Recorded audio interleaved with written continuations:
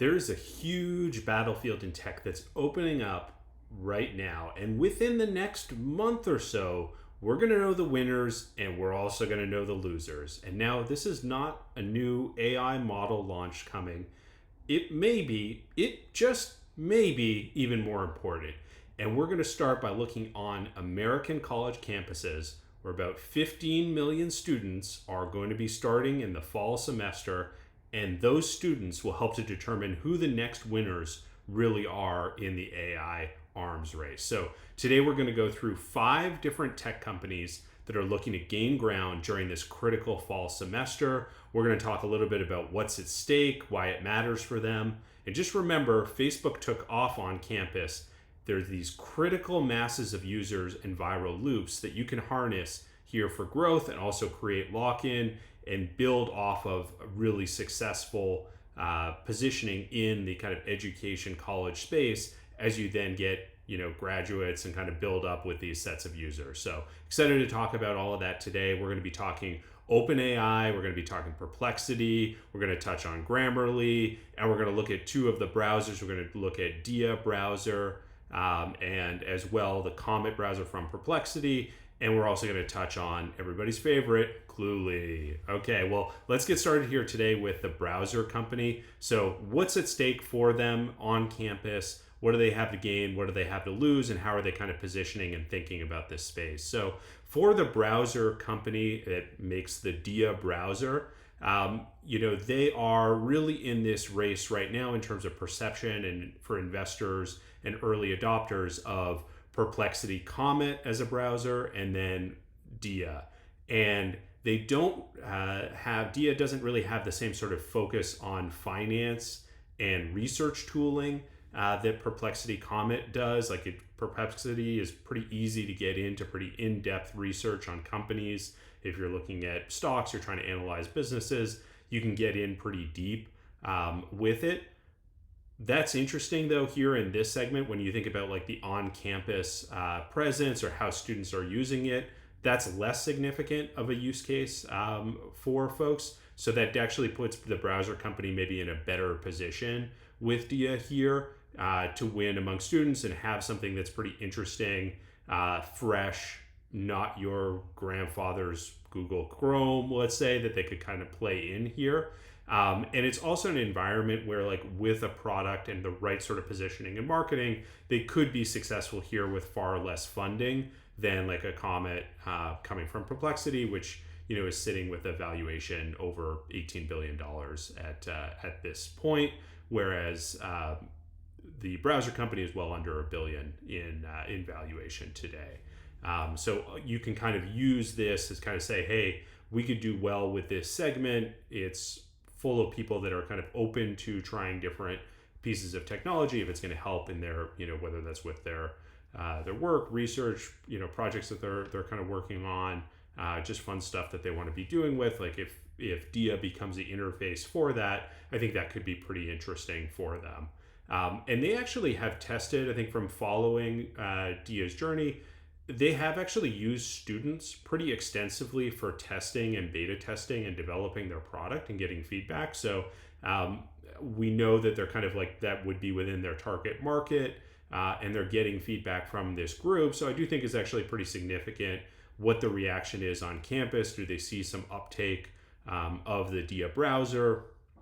I think it's pretty significant in their case. Now, going back to Arc, which was the original browser from the browser company before they stepped back and then went forward with Dia instead and kind of moved to a very different product. That Arc browser was actually more popular with college students than the general public. I looked into researching some of the different adoption rates, and there was a buzz around campus in certain cases for that. And even in 2023, going back a couple of years, they did a promotion program where they actually gave equity out in the browser company, so the parent company, out to college kids for promoting and using the browser for that. Now, interestingly though, for Dia, I couldn't find anything formal that they are doing now. So maybe they aren't putting in kind of the same effort into the education space and like targeting college students in the same way, which to me seems like a missed opportunity here. When you think about the positioning for DIA, they really are going after what they call like the laptop class, like the idea of people that work on laptops for their profession. And it would seem to me like colleges, a lot of them are really a breeding ground for the laptop class that they're going to be selling to. So it does seem like a missed opportunity to kind of get that set of users on when they have internships. They then go into enterprises, they meet, they mingle. Next year when they, seniors graduating, like there's a lot of opportunities to kind of take those folks and get them on board when you have them in a small space, highly networked, and with a critical mass of people on campus for that. So I view this here as like maybe feel like they're overstretched. Maybe they feel like there's a lot of short-term pressure on them in other areas, so they're not able to kind of make a significant real on-campus investment here. But I don't think that really shows a good signal, let's say, for the strength of the product or the marketing, if they don't have success with somebody that, a group of people that are highly clustered that like really should be within their target market here. So it'll be interesting to see how much effort they really put in and what kind of some of the traction is coming out of it. But this should be a real target market for them. Okay, moving on, we next are going to look at Cluely. So this is a fascinating one, especially when you look at the kind of on-campus dynamics for it. So remember, Cluely launched this year, and the general gist of the product is like helping people to cheat on everything, having a real-time AI on your screen, whether you're in a meeting or a job interview or in a boring lecture. The AI is kind of giving you additional context, allowing you to kind of research things on the fly and get answers. So kind of giving you that real-time experience of AI. And it was born, from a college dropout who, had a fantastic story with his name's Roy Lee, of course. And, he's been successful in raising $16 million from Andreessen Horowitz. He's at least doubled the revenue since that fundraise, and they have been starting to hype a September event for college students. So I think this is great, first and foremost, on Cluely's part to really identify the fact that this is a fantastic target audience for them, both in terms of being able to reach them, to distribute to them, but also just in kind of building out the brand aspect of it, of like starting with college students that are then going to have internships, move into different enterprises, graduate, etc. There is a lot of value here, and it seems like Cluely is recognizing that as a company that is primarily built with folks that are under the age of 22, like they should be extremely tapped into this market and know how to speak to this audience. And I think being able to go after that and taking some of the funding that they've raised, I think it shows a little bit more of a long-term vision for this, rather than just kind of saying, okay, like let's try to get enterprise sales like today or whatever it is for it. I think that this is a really good sign for them that they're going after it. So look, on the one hand, when I look at this, like it's okay probably for them to lose here and like not have huge amounts of traction from college students, and find a way to like grind their revenue and keep going with like the edgy content, the pretty killer distribution, I think, and what they're doing on TikTok and some of the stuff with short form. I think all of that is like a really good way that they can grow. But on the other hand, I mean, they could win this market, and they could win this market big. And I love that they're kind of going for something big here, kind of more like thinking Facebook style of how could we generate like a critical mass and social proof to kind of ride with these graduating seniors into the workforce. And even if it's not like a Facebook type takeoff, where, Facebook really came from obviously like a dorm room and then spread initially with college students. I also think a little bit about like Snapchat, where it came from a dorm room, it was developed by college students, but actually their kind of like initial real viral growth was among high school students as well. So I do think that there's some opportunities here for Cluely, and I trust that they're going to be kind of on top of these sorts of opportunities to kind of like take a white hot center of being really hot on campus and parlay that, whether it into like, enterprise through internships and like how people are using it and some of the buzz and people wanting to look at younger people on their team for, hey, what tools should we try out? How should we do this sort of thing within AI? I think that could be kind of powerful. And you also have some opportunities to kind of move down to high school or otherwise as you kind of become something that's much more ubiquitous for students overall with it. So I'm really cool. I think it's really cool some of the stuff that they're doing in terms of content and hype. Certainly fun to follow along. So I'm sure people will be watching. People will also probably be trying to copy. But it's really, it's time to see some magic here, Roy. I think we're excited to see this one. Okay, next up, we've got Grammarly. So Grammarly, we've talked about this on the channel before. Education is a big focus for Grammarly, and I think it's really a must-win area for them. There's a lot of headwinds against this business, but education does offer them a bit of a lifeline to turn things around. Look, they're clearly taking this segment pretty seriously. This week, they actually launched a bunch of AI agents that are specifically built for students and professors. So I think overall, the fact that they're focusing on this segment and actively developing product for it, not sitting on their hands, I give them some credit for that. Let's go through just some of the stuff that they actually are launching this week for it to give you a little bit of a flavor of like how they're really attacking the college campus. So first off, they have like an AI grader agent. So basically like you write an essay and then the AI gives you a grade like A+, C+, B- kind of thing right off of it. And like you can upload the syllabus for the course and otherwise, and like tries to calibrate that for you. Okay, I don't know, I wouldn't use it, but that's fine. Citation finder agent, I guess it kind of like if you want to say something and you just make it up, it'll find you citations for it. Okay. Expert review, like we'll also go through and find an expert, for this specific topic that you can reference. They got a proofreader. They also have a paraphraser. So like, I guess if you just want to come up with a different formulation of it, it'll do that for you.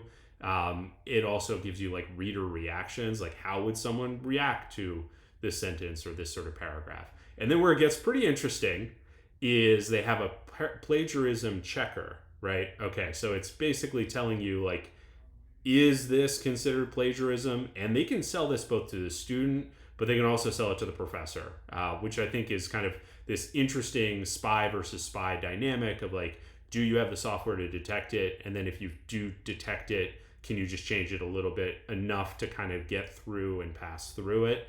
And then they also have this kind of like AI detector concept. It'd be interesting to see how well this stuff sort of works, but my sense is like probably difficult to do, and I'm not really sure how much students and professors are going to be like, okay, well, like we're basically just doing this kind of competition to see who can better detect or find whether this is AI or not, or change it up enough to kind of get through the screening for this. Like it gives me kind of like a headache just thinking about how all this plays out.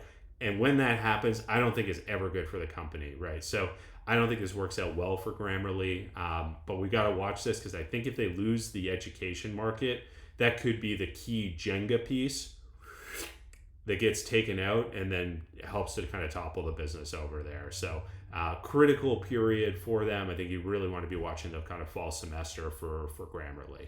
Okay, OpenAI, very different story here. They are playing a very different game than the other companies we've talked about. They are setting up both with their capital base and kind of positioning, probably a longer term game. I think that where they're coming from is probably more modeled off of Apple and how they played in the education space. So Apple famously kind of subsidized a lot of Mac computers like a long time ago, right? Frankly, where a lot of millennials like grew up and they were typically at schools and otherwise they got comfortable with Macs. And then when that generation grew up and it came time for them to buy laptops, let's say in college or beyond or otherwise, they were already familiar with the operating system. They knew how Macs worked and they liked them. And a lot of that in some sense is kind of attributed to like the brand value that got built up much earlier for folks. And so I think that's a part of the aspect that ChatGPT really as a product is trying to build, and OpenAI as a company is trying to foster as well. And they do have that potential to kind of like invest for the long term, not necessarily viewing the education segment as like how much profit are we going to get from right now, more how is that helping us to kind of build our brand, our user base, and create more and more defensibility there. And they have a big advantage in that they really have the kind of deepest adoption among high schoolers. So already kind of coming into the college, space, they are well established with like really high brand recognition, obviously product usage. It's kind of like that go-to. So it feels a little bit more like, maintaining a position in the market, kind of establishing themselves more and more as being like highly credible there. And the 15 million college students that are going to school, in the fall semester in the US, that 15 million users is pretty much nothing for OpenAI. I mean, it's not going to significantly move the needle when you consider they've got 700 million active users. But I do think this is like a really great barometer for the product. And I'm sure that they're watching this very closely. Like, as that top dog in the market, you don't need any Hail Marys here. You don't need anything that, is overly kind of inventive. But you do need to make sure that you kind of keep building out on campus, and you've got to be preventing competitors from getting toeholds in. And if there's a risk here, it's probably on the browser side for OpenAI. I think it's significant just in terms of timing, that when you look at Polymarket, it's highly likely that OpenAI will launch a browser before the end of the year. But it coming much later in that fall semester means they kind of miss that early moment of, hey, everybody's kind of checking things out and seeing what everybody else is doing. And for them to kind of be in that moment of like, oh yeah, just like everybody uses, the OpenAI browser with ChatGPT, and like, why would you bother doing other things? They have missed that moment. I don't think it's critical for them here, just given the leadership position that they're in. But that's where they have to be kind of thinking, is like, how do we really prevent competitors from getting toeholds into this market? And I'd imagine that they're really looking at behavior of students on campus pretty closely to just understand, okay, what are some of the things that they're really doing with ChatGPT? Where there are opportunities? How do we kind of keep making sure that we've got a pretty clear lead here? And coming after them pretty clearly here in this space is Perplexity. And so looking at them, you can tell that they seem to be leaning into this pretty hard. They have student ambassador programs across a whole range of campuses across the country. They're doing a bunch of free pro access for Perplexity. They've got a bunch of partnerships with bigger universities. Like I saw they signed one with Texas A&M. And they've got these kind of .edu referral bonuses. So if your email ends in .edu, like, you get a bunch of other stuff with that. And so you kind of think like, oh, wow, like Perplexity is really going after it. And they're really kind of attacking the market. And like, yes, and they have the size and some of the scale to be able to do that and the cash to spend on it. But you look a little bit deeper and you realize like OpenAI is doing that too. It's just not as big a deal to OpenAI that they are doing it. So hard to look at it from Perplexity's perspective and be like, okay, this is really going to set them ahead. It more feels like they're just trying to keep up with how OpenAI is really kind of setting the pace here. I do think, though, that there is this kind of academic edge of how Perplexity is positioning themselves as kind of more research-ready, citation-ready platform. It kind of leaning off of that. They have more of a strength, as I said before, in like finance and research there. Can they shift that more towards like academic research papers and reports that, frankly, will appeal to some students on campus, but not 15 million of them who maybe aren't as interested in kind of the depth of academic research that Perplexity might be thinking, coming from more of the MIT background or otherwise. Like, maybe that product is geared towards a much smaller subset of college students. But anyway, they do have something to offer here.